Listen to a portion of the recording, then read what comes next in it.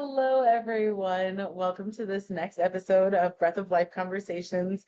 It is coming to you. This date of recording is a day after my birthday. And so technically, I should have had something recorded and actually uploaded yesterday. But you know what?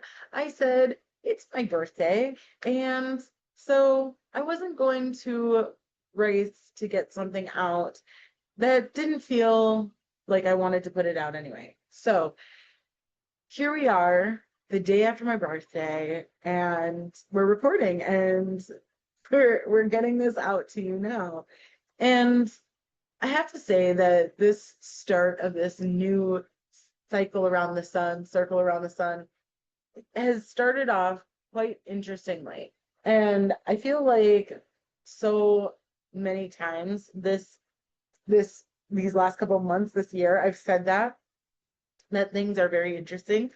And I'm going to be honest, I'm not exactly 100% sure if I think of that as a good thing or a bad thing. Like, I don't know how the word interesting actually, what that actually means to me anymore.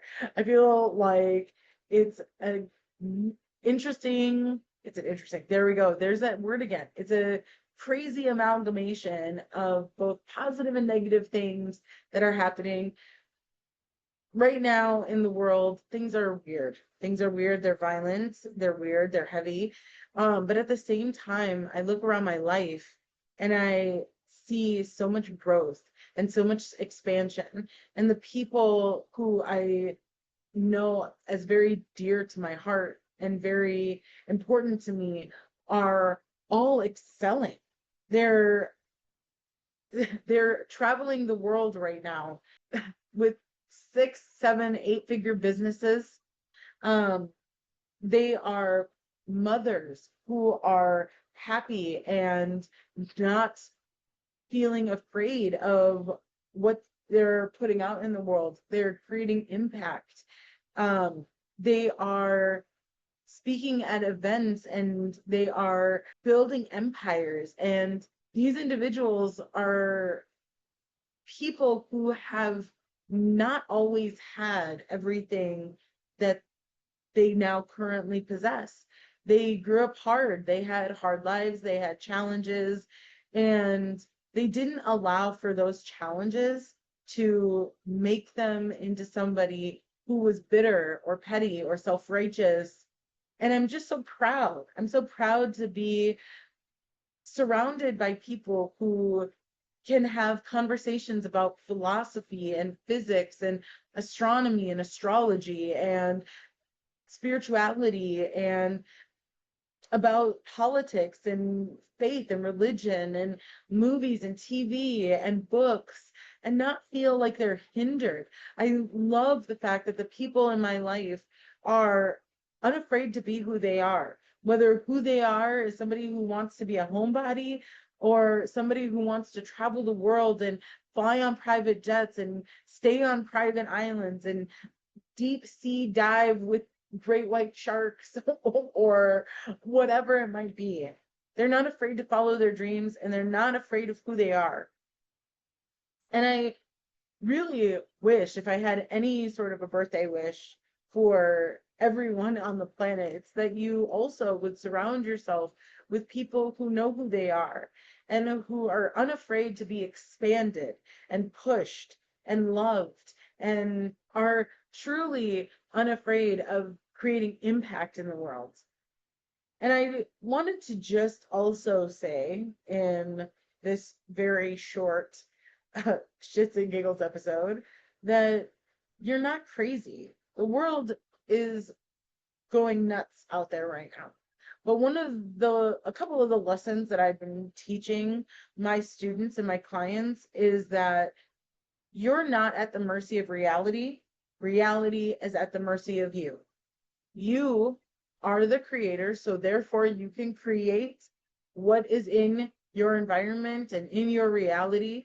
And yes, the dark agenda is rising.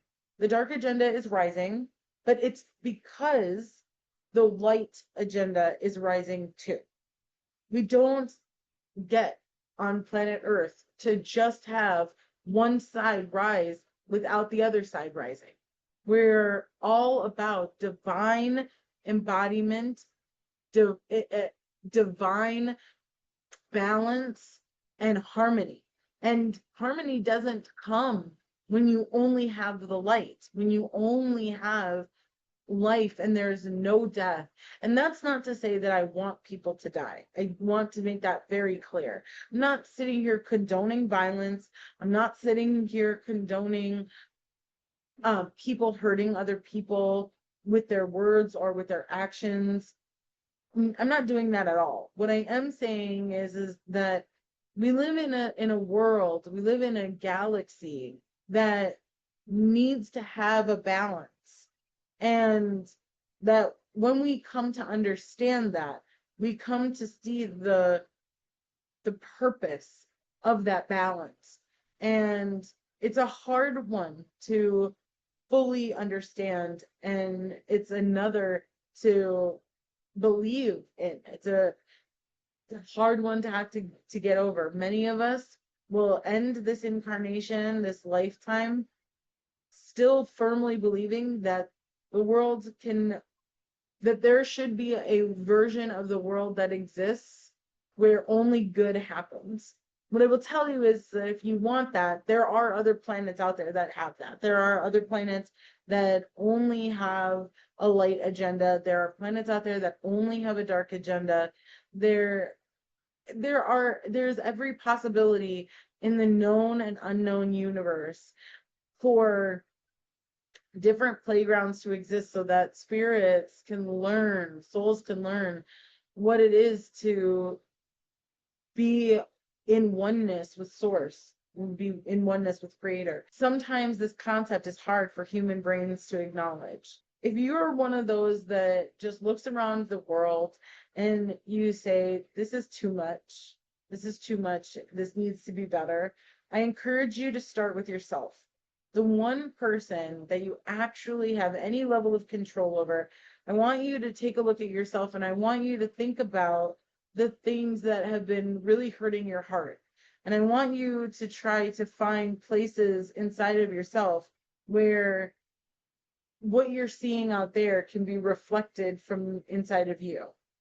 And obviously that doesn't mean that you look and say, well, this person shot someone, I would never shoot somebody. It's not about the action that is happening. It's about the emotions and the thought process that is going through that individual that may be mirrored inside of you. So for example, somebody disliking somebody else's thoughts and their actions. Have you ever disliked somebody's thoughts or actions? Have you ever thought, when you've seen or heard about somebody performing an action, let's say you heard about somebody who cheated on their wife or cheated on their husband, and you have a very firm anti-cheating narrative in your head, that is a part of your integrity for you, that you would never cheat on somebody. Have you ever then heard about that and felt anger towards that person or towards the individual in the story, whether you know them or not? Have you ever said something mean about that person? They're assholes for going and doing that to a very nice person. Have you ever maybe thought that, well, they deserve what they get? They have done something terrible to somebody, and so anything that comes back at them, they deserve it. Karma, right? Now, I'm not saying karma doesn't exist. It absolutely does. I 100% believe in karma. But when we say that, usually we're not saying it in a educational way of, oh, that's them creating a karmic loop, and that karmic loop is going to need to be answered for. Usually we don't do that. Usually we're saying karma with a tone that means, well, they got theirs. And if that is where you see yourself, if that is what you are witnessing from yourself when you hear about somebody doing something that you disapprove of, I need you to try to see how that is part of the problem. Now, I'm not saying we condone actions that are negative or hurtful. What I am asking for is for people to recognize that we're not the judge and jury, and that we don't get to give that out without then having to receive it back. Because this is what divine balance is. That's what that means. Some people are going to perform actions that are what we would consider, highly negative. We like to set things up in our world on a spectrum, right? We like to think that, there are levels to which we can be forgiven for something depending on what it is, right? The most extreme example that I can think of is when somebody murders somebody, but they're in the military. That's okay for most individuals because being in the military, being in a war, that is what allows the action to be forgivable. Completely different if, you happen to walk down the street and you see somebody wearing a certain color and you decide that their life is no longer worth living. For many people, they would add in a whole crazy factor. And the reason why I use these very extreme examples is because when you use an example that's somewhere in the middle, that's somewhat moderate, it's hard to actually see yourself in your fullness. We don't see ourselves in our fullness when we're in this moderate space. When we're in a moderate space and we're like, well, it's not good to lie to somebody, right? You can make excuses. You can fudge the lines. You can blur the edges.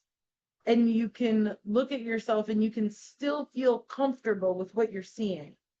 But when you go to the extremes on either end of the spectrum and you look at yourself, you become highly uncomfortable. And this is where you need to be when we're in a world that is exhibiting what it's exhibiting right now. Now is not a time to be comfortable. Now is not a time to spiritually bypass and act as if you don't have a job here. You do have a job. And that job is to be very deeply aware of who you are and why you're here and what purpose and mission you have on this planet. What impact are you supposed to have in this life, on this planet? Maybe your impact, your mission is simply to steward souls through this lifetime. That's being a parent. Maybe you're like me and you have a grand mission, one where you're supposed to revolutionize and innovate an entire system. For me, it's the medical system. Maybe you are here to write a book that is going to change a person's life, who is then going to create further impact. One of the best movies that I've ever seen that talks about how one person's actions actually has a ripple effect is The Old Guard. If you haven't seen it, it's on Netflix. There's actually the Old Guard, and then there's the Old Guard 2.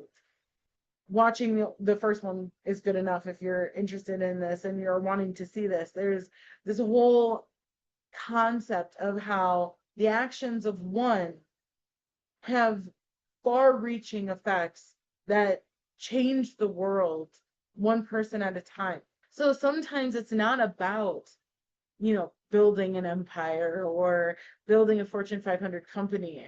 What it is about understanding that you know yourself well enough that you don't shirk on your duty, on your reason to be here. And so when you are focused on that, when you are taking the time to dig deep into yourself and not be afraid of whatever shadows or darkness may exist inside of yourself, that you can then honor and choose to not act upon. And that's that's the really important thing, is that it's not about dismissing or dissolving or transmuting. Not here on planet Earth. On planet Earth, we're all about that divine embodiment. It's about, we see our darkness and we still choose to operate in the light. That's what makes us different than the dark agenda. It's not that we don't see our darkness. It's not that we're trying to get our darkness to go away. It's that we see our darkness, we love our darkness, and we still choose to act out of love and compassion. I hope that this is something that resonates with you, and I hope it's something that's making you think about where you are on your journey. Because so often I have been seeing recently people relying on old technologies, people who are believing that what they're doing is enough. And I want to be very clear. No, many people are not doing enough. If I am going to be very honest, I'm going to put myself on blast here. I'm going to call myself out, to call myself upward here, that for as much as I'm doing, I want to be very clear. Not even I am doing enough. It's one of the things I'm working on, is doing enough, showing up better, showing up more. And I know for some of you, the idea of having to do more than you're already doing, be more than you're already being, for you, what's going through your mind right now is, well, I'm already doing enough, and why is it up to me to do more in relation to the world? And I'm going to tell you right now, that's not what I'm saying. I'm not saying that you need to do more in order to fix the world. If you believe that right now you're doing enough, then I fully believe that right now you're doing enough. But as somebody who is here to push the boundaries, to stand on the edge where no other has stood before, I'm going to be honest, and I'm gonna hold myself to a much higher standard and say there's more I can do. I can dig deeper. I can go further. I can go farther. I can move faster. And that, for those of us who are in that position, that's what we need to be doing. That's what we need to be doing. It's why we're the 1%. It's why I'm so focused on making sure that those who are also standing where I'm standing have the resources and the tools and the energetic technology and the physical technology to do what they need to do, because it's so important. So with that, I'm going to end this by saying, you guys, thank you so much for continuing to be on this journey with me, continuing to listen. I want to also remind you that this is my birthday month.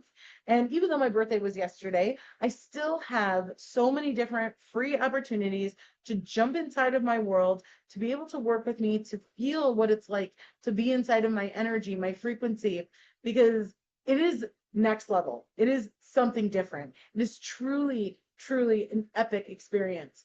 I'm currently what my mentor calls a flame wielder, and I am super proud of this ability of mine. It is an incredible, incredible gift of frequency to have the solar harmonics fully ignited inside of my body. And it is something that I wish for every single one of you. And so please decide to jump into my DMs on Instagram. You can find me at Breath of Life _healer. Check the blue check mark to know that it is me.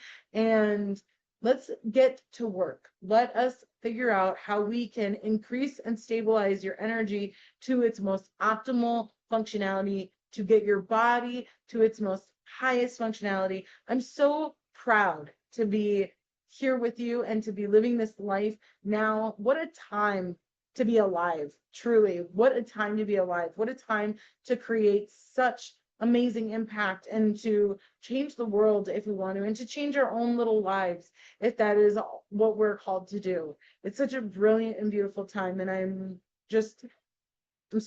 so proud and I'm so honored to be doing this with you. So thank you so much for joining me for this Breath of Life Conversations. We'll see you next time.